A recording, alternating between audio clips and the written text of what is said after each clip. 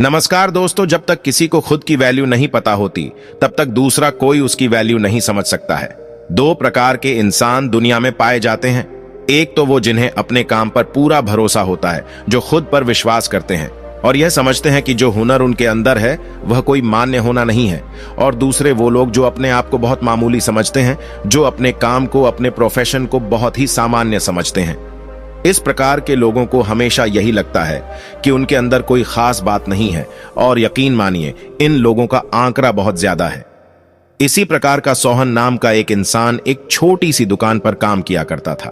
उसे हमेशा यही लगता कि वह बहुत मामूली काम कर रहा है, वह सबसे घटिया काम कर रहा है और उसे यह काम छोड़ देना चाहिए। लेकिन पारिवारिक जिम्मेदारियां होने की वजह से उस काम को छोड़ नहीं पा रहा था। खाली समय में कभी वो विचार करता कि मैं खुद की एक दुकान खोल दूंगा और कभी कोई दूसरा काम करने की सोचता, ताकि उन लोगों के बीच उसकी इज्जत बड़े लोग कहें कि सोहन बहुत अच्छा काम कर रहा है। वास्तविकता में जब भी कोई रिश्तेदार उससे पूछता है कि वह क्या काम करता है तो वह अपने काम को छुपाने की भी कोशिश करता। वह हमेशा यही सोचा करता कि किसी दुकान पर काम करना कितना तुच्छ काम है, कितना छोटा काम है। इससे अच्छा तो आदमी खाली बैठ जाए। कोई अगर पूछे भी तो वह कह देता, काम की तलाश कर रहा हूं, अभी तो कुछ काम मिला नहीं है। लेकिन ऐसे तुच्छ काम के बारे में दूसरों को बताना सही नहीं रहेगा। मेरे बारे में क्या सोचेंगे, क्यों, कितना छोटा काम कर रहा हूं कि उनके बीच मेरी इज्जत, मेरी वैल्यू बनी रह पाएगी। ऐसे विचार मन में बार बार आने की वजह से वो अक्सर तनाव में रहने लगा था। दुकान पर काम करने की उसे बहुत ही कम पैसे मिलते थे। इससे वह अपने बीवी बच्चों की जरूरतें भी पूरी नहीं कर पाता था। इसीलिए रातों में उसे नींद भी नहीं आती थी। वह अपने आप को फालतू समझता था, दुनिया में खुद को बोझ समझता था।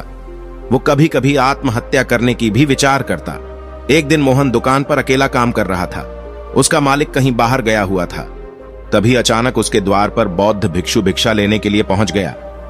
इस भिक्षु के चेहरे पर एक दिव्य तेज था, उसकी आंखों में एक शांति थी। मोहन ने इस बौद्ध भिक्षु को भिक्षा देते हुए एक सवाल पूछा। सोहन ने पूछा कि हे महात्मा, आपकी आंखों में गजब की शांति है, आपके चेहरे पर गजब का तेज है। आपने जिस प्रेम से मुझसे भिक्षा मांगी है उससे स्पष्ट होता है कि आपकी वाणी भी बहुत प्रेम पूर्ण है। लेकिन हर कोई आपकी तरह दयालु और प्रेम पूर्ण नहीं होता। सोहन ने खुद को संबोधित करते हुए पूछा कि हे महात्मा, मैं हमेशा दूसरों की मदद करता हूं, हमेशा दूसरों के काम आता हूं। उसके बावजूद लोग मेरी इज्जत नहीं करते। इज्जत करना तो दूर की बात रही, मेरा कोई कद्र नहीं करता, मुझे कोई पूछता तक नहीं है। और मुझे लगता है कि मैं एक दुकान पर एक बहुत ही तुच्छ काम कर रहा हूं, जिसकी वजह से लोग मेरी इज्जत कभी भी नहीं करेंगे।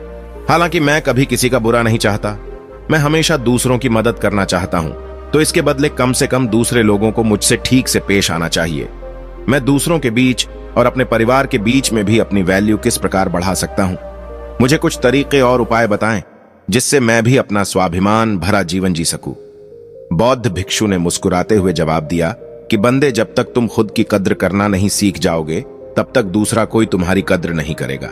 जब तक तुम्हें अपने काम को तुच्छ और छोटा समझते रहोगे तो दूसरे लोगों को क्या परी है कि वह तुम्हें महान समझें, तुम्हारे काम को ऊंचा समझें। भिक्षु ने अपनी बात आगे बढ़ाते हुए कहा कि ऐसा नहीं है कि हमें हर घर से भिक्षा मिल जाते हो, लेकिन जो कुछ भी हमें मिलता है उसके लिए हमारे मन में एक धन्यवाद का भाव होता है। इससे हम खुद को प्रेम करना सीख पाते हैं। जब तक हम अपने आप को और अपनी किस्मत को कोसते रहेंगे तब तक हम अपने आप से कभी प्रेम नहीं कर पाएंगे। हम खुद को प्रेम तभी कर पाएंगे जब हम अपने आप को किस्मत वाला समझेंगे। सोहन ने भिक्षु की बात काटते हुए कहा कि महात्मा, मैं अपने इस छोटे से काम से कैसे संतुष्ट रह सकता हूं?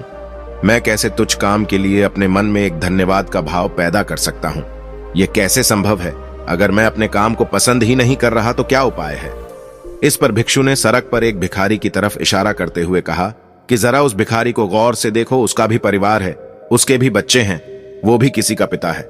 लेकिन अगर तुम महसूस करो तो तुम्हारी नजर में वह तुमसे भी ज्यादा तुच्छ काम कर रहा है, तो तुम तो उससे बेहतर हालात में हो। तुम्हें तो खुश होना चाहिए। हर किसी की किस्मत तुम्हारे जैसी नहीं होती। हर किसी को किसी दुकान पर काम करने का मौका नहीं मिलता। अगर तुम ऐसे सोचोगे तो तुम्हारे मन में धन्यवाद का भाव अपने आप पैदा हो जाएगा। तुम्हारा शरीर स्वस्थ है, कोई चिंता नहीं, कोई फिक्र नहीं, लेकिन फिर भी तुम अपने आप को तुच्छ समझते रहते हो। इसमें तुम्हारे सिर्फ सोचने के नजरिए की कमी है। अगर तुम अपने सोचने के नजरिए को बदलो तो सब कुछ अच्छा है, वरना तो सब कुछ पूरा है। एक बार तुम खुद से प्यार करना सीख जाओ, प्रेम करना सीख जाओ, उसके बाद तुम्हारा खुद पर विश्वास बढ़ जाएगा। और खुद पर विश्वास बढ़ने के बाद सबसे पहला बदलाव जो हमारे अंतर मन के अंदर आता है वो आता है कि हमारे संकल्प शक्ति बहुत मजबूत हो जाती है। खुद से प्रेम यानी कि खुद पर विश्वास बढ़ाना, और विश्वास बढ़ाना मतलब हमारे संकल्प शक्ति मजबूत होना। मजबूत संकल्प शक्ति एक लीडर या एक नेता का गुण होता है। जब दूसरे लोग जो आज तुम्हारी निंदा करते हैं, जब कल के लिए देखेंगे कि यह आदमी जो काम अपने हाथ में लेता है उसे पूरा करके ही दम लेता है, तो अपने आप उनकी नजरों में आपकी इज्जत बढ़ने लगेगी, आपकी वैल्यू बनने लगेगी। भिक्षु ने सोहन को सावधान करते हुए अपना अगला तरीका बताया जिससे दूसरों की नजरों में अपनी वैल्यू बढ़ाई जा सके। उन्होंने कहा कि अच्छाई करना, दूसरों की भलाई करना अच्छी बात है, लेकिन हर समय अगर आप किसी के लिए मौजूद रहेंगे तो वो आपकी जरूरत कभी समझ नहीं पाएगा। कोई आपको गंभीरता से नहीं लेगा। सब तुम्हारा फायदा उठाकर तुमसे अपना काम निकलवाने के लिए योजनाएं बनाते रहेंगे, जिससे बाद में तुम्हें दुख होगा, तुम्हारे मन को तकलीफ होगी। इसीलिए पहले से ही सचेत हो जाओ। हर किसी के लिए हर समय उपलब्ध मत रहो। जो हमारे करीबी हैं, हमारे अपने हैं, उनके लिए हमेशा मौजूद रहे। लेकिन दूसरों को अपनी जरूरत महसूस कर रहा हूं, जब भी कोई काम करें उन्हें आपकी कमी महसूस होनी चाहिए, और जब ऐसा होने लगे तब समझ लेना दूसरों के सामने तुम्हारी इज्जत, तुम्हारी वैल्यू बढ़ने लगी है। अगली सीख भिक्षु ने बताते हुए कहा कि कभी भी अपना काम पूरा होने से पहले उस काम के बारे में किसी को मत बताना, वरना तो तुम मजाक का पात्र बनोगे। कुछ लोग काम पूरा होने से पहले ही आंकने लगते हैं। कुछ लोगों की तो आदत ही होती है लंबी लंबी डींगे हाँकने की।